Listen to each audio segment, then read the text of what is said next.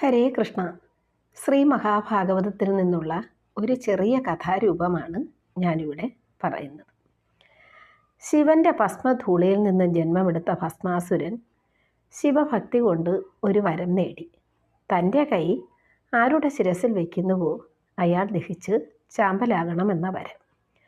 വരലബ്ധിയിൽ അഹങ്കരിച്ച ഭസ്മാസുരൻ ലോകം മുഴുവനും കിടുകിട വിറപ്പിച്ചു.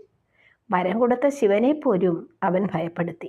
ഒടുവിൽ മഹാവിഷ്ണു ഒരു മോഹിനിയുടെ രൂപത്തിൽ വന്ന് ഭസ്മാസുരനെ മയക്കിയിട്ട് മുക്തനൃത്തം ആരംഭിച്ചു.